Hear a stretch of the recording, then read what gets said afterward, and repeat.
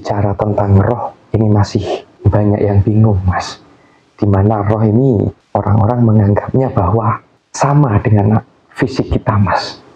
Ya, pertanyaan saya, roh ini dulu diciptakan apa dari bayi atau memang sudah berwujud seperti kita dewasa ini, Mas? Ya, tentu ini setiap orang cara pemahamannya bisa berbeda-beda ya, Mas ya. Harus memahami kita melihat ini dari sudut pandang yang mana begitu. Karena apa yang diajarkan di agama ya, kemudian ya ada banyak hal lah cara memahami tentang segala sesuatu hal itu tentu sumbernya berbeda-beda. Kalau saya meyakini bahwa roh ini bukanlah sebuah wujud atau sebuah sosok. Jadi tidak ada beda. Oh, rohnya Mas Yahya dengan rohnya Mas Wahyu berarti berbeda. Bukan. Ini kalau saya loh ya. Kalau saya. Karena apa? Ya yang membedakan cuma wadahnya. Yahya itu kan wadah. Wahyu ini wadah. Demikian pula dengan teman-teman yang lain wadah.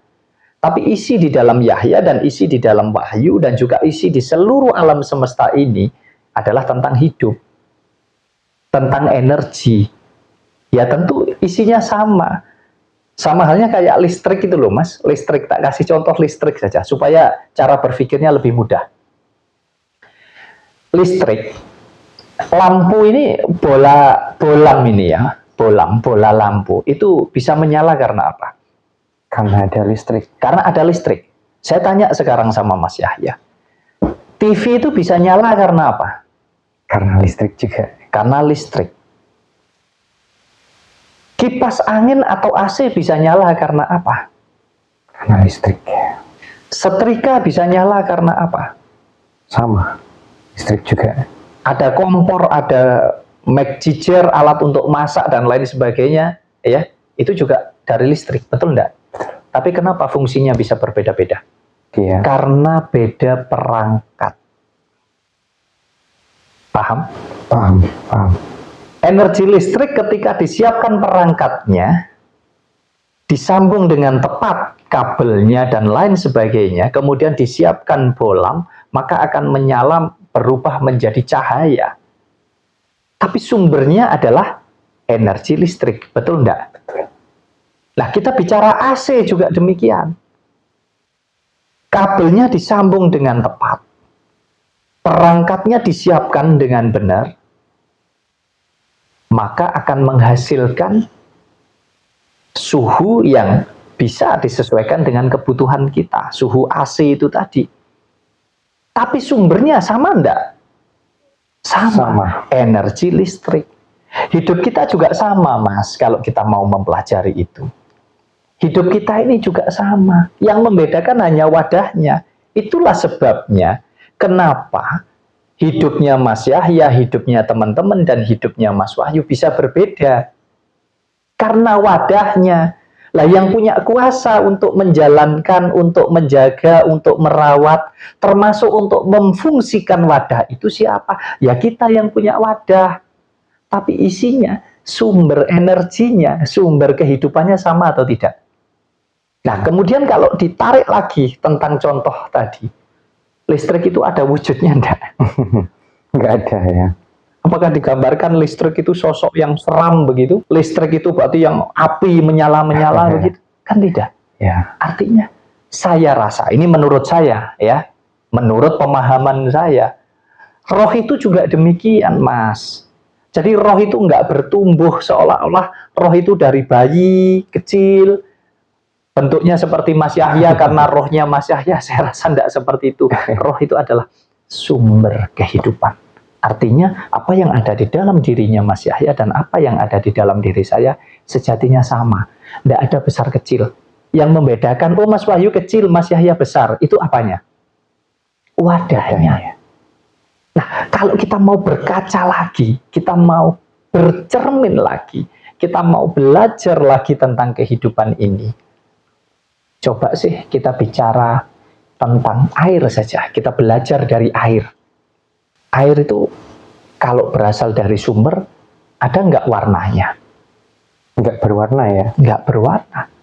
Ada nggak rasa dan baunya?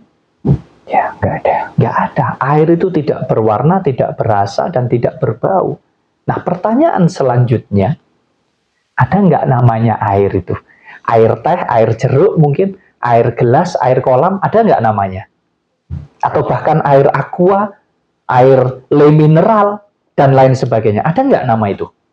Nggak ada. Nggak ada.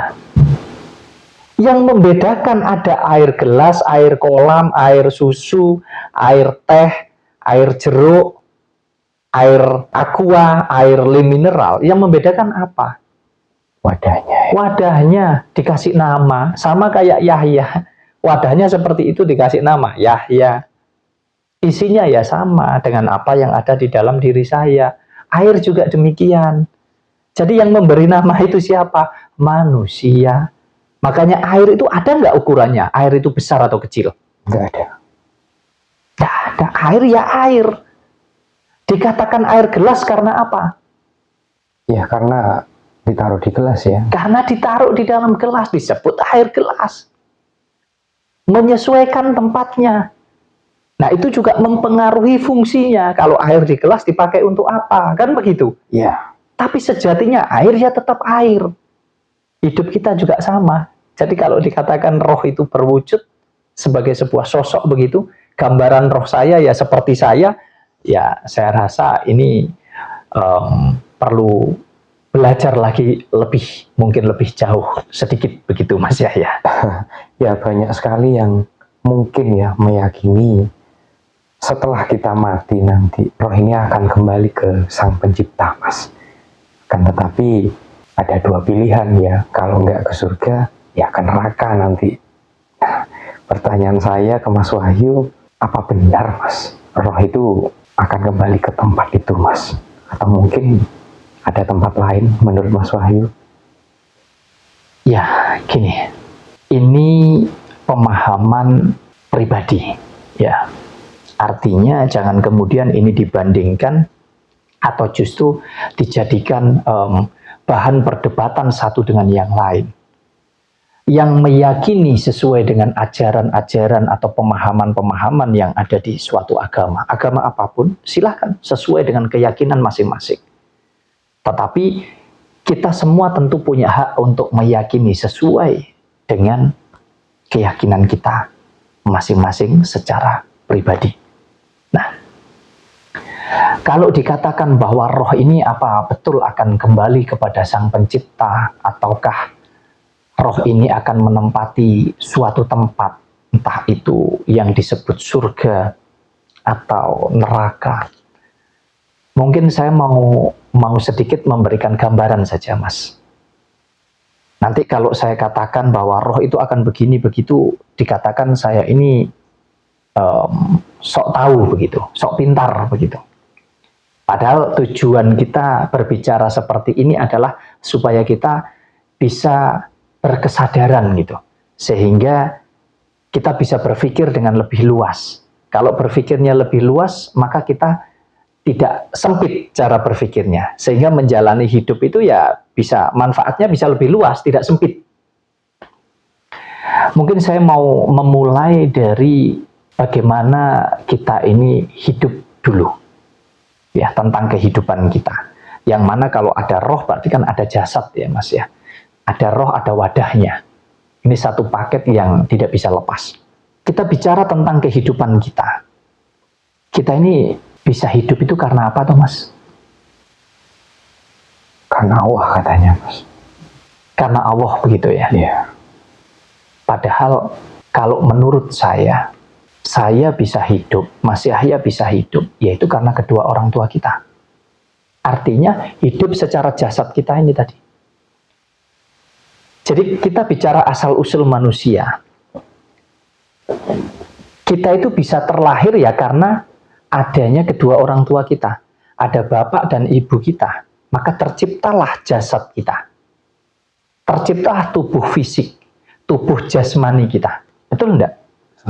Kalau nggak ada kedua orang tua kita, nggak mungkin lahir kita ini.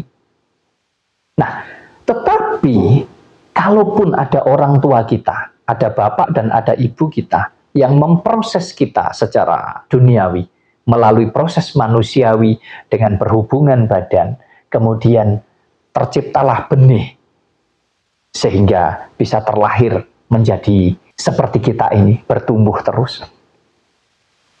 Apakah ada yang berani menjamin bahwa seorang bapak dan seorang ibu pasti bisa memberikan kehidupan kepada apa yang dihasilkan atau kepada kita? Ya, ada yang menjaminnya. Nah, dari sini kita bisa pahami, kita bisa belajar bahwa sesungguhnya hidup kita ini terdiri dari dua perkara. Ada sesuatu yang bersifat gaib dan ada sesuatu yang bersifat fakta di dalam diri kita. Yang fakta yang mana? Yang fakta ya tubuh fisik ini yang diciptakan oleh bapak dan ibu kita. Nah, kemudian yang gaib yang mana? Yang gaib adalah tentang kehidupannya, yang sering dikatakan roh dan lain sebagainya. Ada yang menganggap energi kehidupan dan lain sebagainya. Itu yang disebut gaib. Nah, kegaiban itu, faktor yang bersifat gaib, yang kita sebut sebagai roh kehidupan, itu kita yakini dan kita imani bahwa itu berasal dari sumber kehidupan.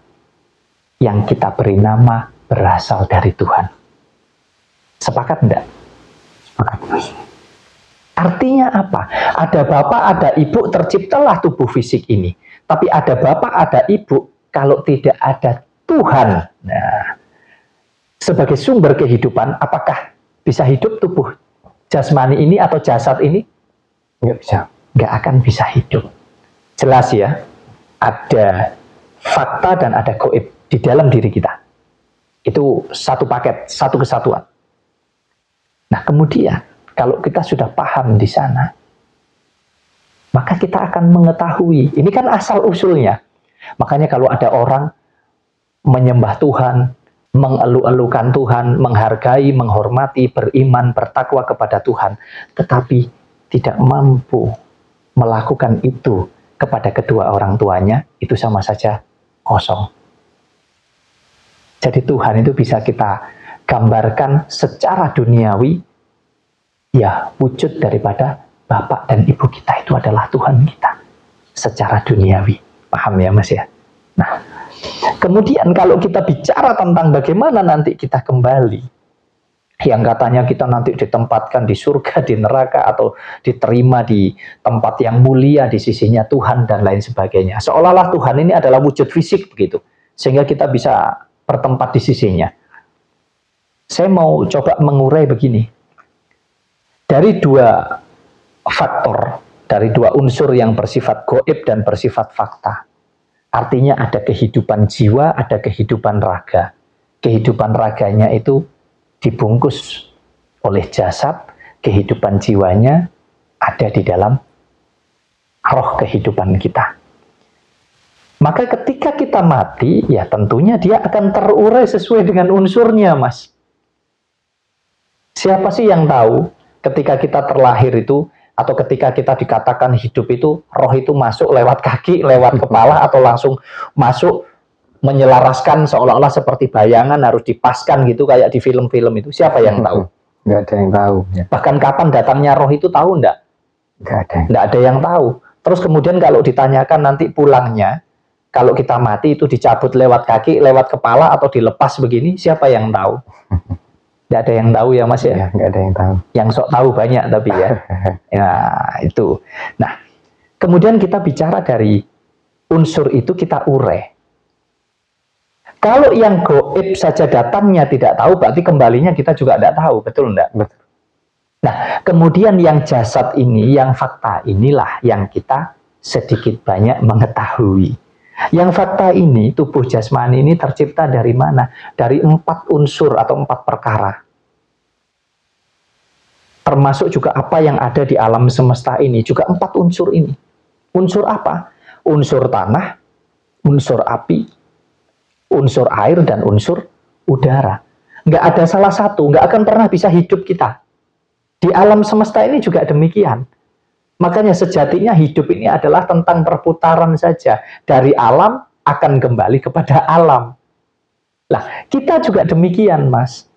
Jasad kita ini mau dibakar, mau dikubur, ya, dimakamkan, mau diapakan saja, dia akan terurai menjadi 4 unsur ini tadi. Yang tanah ya akan kembali lebur menjadi tanah. Yang unsurnya air ya dia akan kembali sesuai dengan zat airnya. Yang unsurnya api dia akan kembali. Demikian pula dengan yang unsur udara, dia akan kembali melebur menjadi satu dengan udara. Ya, yang kita pakai bernafas hidup ini. Nah, dia akan terurai sesuai dengan unsurnya masing-masing. Lalu pertanyaannya, kemana terurainya kehidupan yang disebut jiwa atau roh kehidupan ini? Kan nggak ada yang tahu. Dari sinilah kita berusaha mempelajari bahwa roh kehidupan itu akan kembali kepada sumber kehidupan. Ya berarti akan kembali kepada sumbernya. Bertempat di mana? Siapa yang tahu? Ya kita yakini ada di alam semesta ini. Sumber kehidupan daripada Tuhan itu. Kalau ibaratnya air, dari gelas, dari plastik, dari ember, kalau sudah tumpah ke tanah, ada yang tadinya sudah diproses menjadi kopi, menjadi teh, menjadi es jeruk, dan lain sebagainya. Kalau sudah kembali ke tanah, ada nggak di sumber itu dicari? Mas Yahya nemu kopi? Nemu es jeruk? Nggak ada. Nemu es teh begitu? Ada nggak kira-kira? Nggak ada. Ada nggak perbedaan antara air gelas, air aqua, air sungai, air laut begitu? Kalau sudah masuk di dalam sumber, ada nggak? Nggak ada beda. Ya tetap namanya air, betul nggak? Betul. Roh kehidupan saya rasa tidak jauh dari itu. Kalau sudah kembali kepada sumbernya ya sudah hidup. Tidak ada namanya Yahya, tidak ada namanya Wahyu, tidak ada namanya si A, si B, si C. Kalau kemudian kita berpikir bahwa seolah-olah setelah kita meninggal, itu masih ada rohnya Yahya, rohnya Wahyu, rohnya A, B, C, D, E, F, G. Ini kan hal yang sangat konyol sekali gitu. Maksud saya cara memahaminya begitu. Sama halnya kayak air itu tadi. Kalau sudah kembali ke sumber, memangnya ada di situ air aqua, air botol, air gelas, air kolam, ada enggak kira-kira? Air jeruk, air teh, enggak ada. Ya, sama dengan itu kita belajar tentang hidup, nggak usah kita sudahlah terlepas dari tentang nanti katanya surga, katanya neraka. Kita lepas dari itu dulu. Berarti kita bicara tentang jasad dan roh. Semua akan berproses kembali ke unsurnya, ke asalnya masing-masing.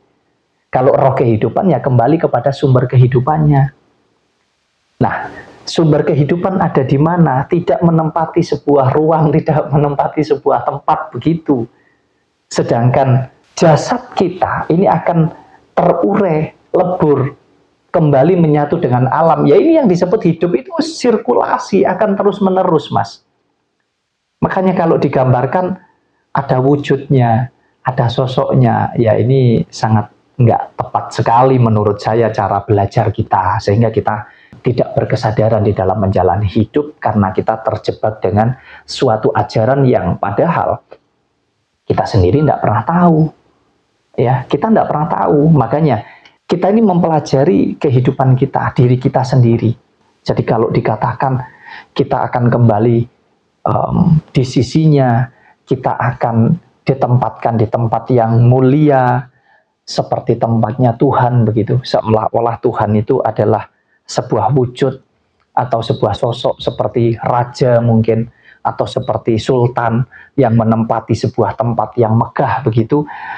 Saya rasa ini cara berpikir yang ya jatuhnya jadi seolah-olah kita nanti setelah meninggal masih memiliki hasrat, masih memiliki keinginan yang mana kita bisa menikmati semua. Padahal kita dari tidak ada menjadi ada dan akan kembali menjadi tidak ada. Proses dari tidak ada kita juga tidak tahu, tahu-tahu kita ada, dan nanti kembali menjadi tidak ada kita juga tidak akan tahu. Jadi kita ini sekarang punya kesempatan hanya memproses ketika kita sudah ada ini.